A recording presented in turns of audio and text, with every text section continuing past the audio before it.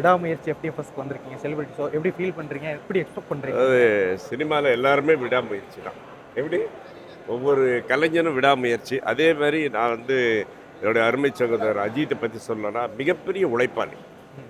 ஒரு ஒரு அதாவது எப்படின்னா அவர் ஃபஸ்ட்டு பார்த்தீங்கன்னா ஒரு கார்மெண்ட்ஸ் கம்பெனியில் வேலை செஞ்சார். எல்லாமே எனக்கு தெரியும். நான் ஒரு படம் ஆக்ட் பண்ணேன். அந்த படம் பேர் வந்து பாசமலர்கள். ஆ. அதில் வந்து அரவிந்த் சுவாமி ஹீரோ. இவர் வந்து அதில் வந்து செகண்ட் ஹீரோ அவர். ஆ. ஸோ அந்த அஜித்தை பார்த்து இன்னைக்கு வந்து அந்த அஜித் இப்படி வளர்ந்து ஒரு என்ன என்ன சொல்கிறது ஒரு இமயத்தை தொட்டவர் மாதிரி இவ்வளோ பெரிய ஹீரோ இருக்காருன்னா கண்டிப்பாக அவருடைய விடாமுயற்சி அவருடைய உழைப்பு.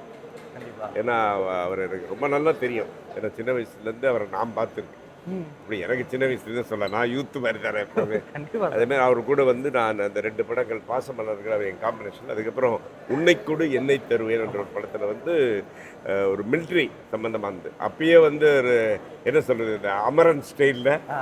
ஒரு படம் வந்து ரொம்ப பிரமாதமாக இருந்தது. நல்ல அருமையான ஒரு உழைப்பாளி. அந்த உழைப்பாளி படத்தை வந்து இன்றைக்கி பார்க்குறதுக்கு நான் வந்து ரொம்ப வந்து த்ரில்லாக இருக்கேன்.